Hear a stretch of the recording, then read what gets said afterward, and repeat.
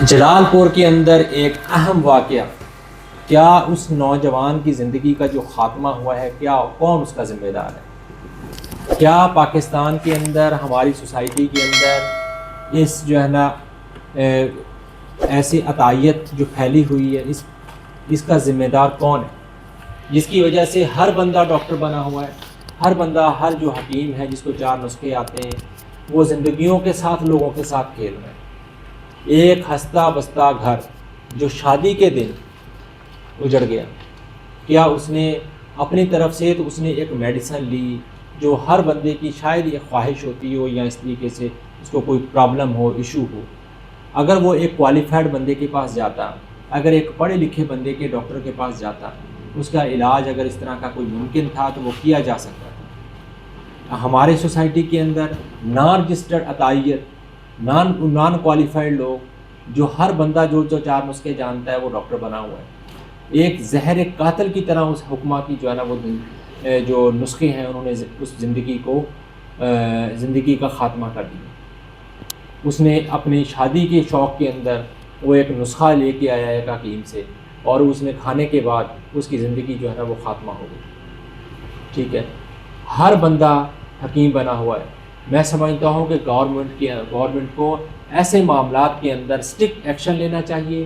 Naan qualified لوگوں کو جو کہ صرف اور صرف حکمت اور اس طرح کے ناموں کی بنیاد کے اوپر سادہ لوگوں کو لوٹتے ہیں، لوگوں کو نقصان کرتے ہیں، لوگوں کی زندگیوں کے ساتھ کھیلتے ہیں، یہ ایسے لوگوں کے خلاف شکنجہ جو ہے نا وہ سخت کرنا چاہیے، تاکہ ایسی زندگیوں کے جو چراغ ہے دوبارہ گل نہ ہو، والدین کی خوشیوں، ہستی بستی خوشیوں کو جو ہے نا وہ ختم نہ ہو۔ یہ ہے وہ ہماری سوسائٹی کے جو ہے نا وہ ڈارک پہلو، اور خاص طور پہ میں نے دیکھا ہے کہ میڈیکل سائنس کو، میڈیکل ہیلتھ کو ہر بندے نے اتنا ایزی لے لیا ہے، ہر بندہ ہر گھر کے اندر ڈاکٹر پیدا ہو گیا ہے۔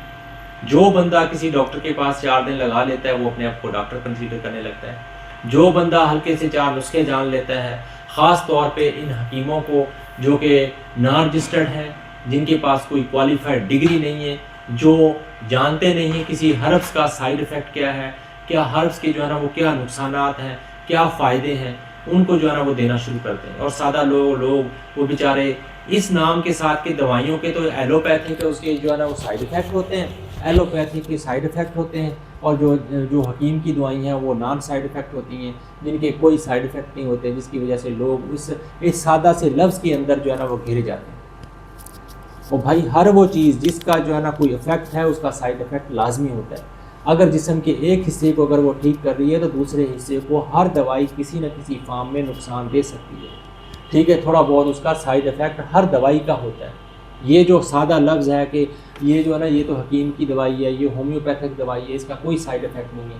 اگر کسی کا سائیڈ افیکٹ نہیں ہے تو وہ یہ یاد رکھیں وہ اس کا کوئی افیکٹ نہیں ہے۔ سائیڈ افیکٹ تو پانی کا بھی ہے، اگر پانی آپ زیادہ استعمال کر لیں کیا ہوگا؟ پیٹ پھولنا شروع ہو جائے گا، الٹیاں شروع ہو جائیں گی۔ ٹھیک ہے، لیکن اس کا مطلب یہ نہیں کہ پانی پینا چھوڑ دیا جائے۔ ٹھیک ہے، اگر اس بات کو کیچ کروانا لوگ شروع کر دیں کہ پانی کا کوئی سائیڈ افیکٹ نہیں ہے، کہ پانی کا سائیڈ افیکٹ نہیں ہے، اور پانی پینے کی وجہ سے لوگوں جو پانی، خاص طور پہ ایسے پیشنٹس جن کے اندر جو ہے نا وہ پانی بھرا ہوا ہے جسم کے اندر، وہ پانی زیادہ پئیں گے تو پانی ان کی جو جسم کے اندر پانی بڑھ جائے گا۔ تو اس لیے بھائی ان چیزوں سے جو ہے نا وہ پرہیز کریں، ایسی چیزوں سے دور رہیں، ایسے لوگوں سے دور رہیں۔ خام خواہ میں بغیر رجسٹرڈ، نان رجسٹرڈ جو ہے نا وہ حکیموں کے پاس نہ جایا کریں، نہ جو ہے نا ان سے نسخے کھایا کریں، وہ آپ کی زندگی کو تباہ کر دیں گے۔ یہ ایسے سائیڈ افیکٹ ہیں جن کا کوئی جو ہے نا ریکارڈ نہیں ہے، پتہ بھی نہیں ہوگا کہ کس نے کیا کھایا اور اس کی وجہ سے کیا افیکٹ آیا۔ یہ ایک واقعہ نہیں ہے، یہ تو وہ واقعہ ہے جو کہ نوٹ ہو گیا، ورنہ ہزاروں واقعات ڈیلی بیسس پہ ہو رہے ہیں۔ اس وجہ سے ان چیزوں سے بھائی پرہیز کریں، ایسے لوگوں کے پاس نہ جائیں، ایسے غلط نسخے نہ کھائیں۔ السلام علیکم۔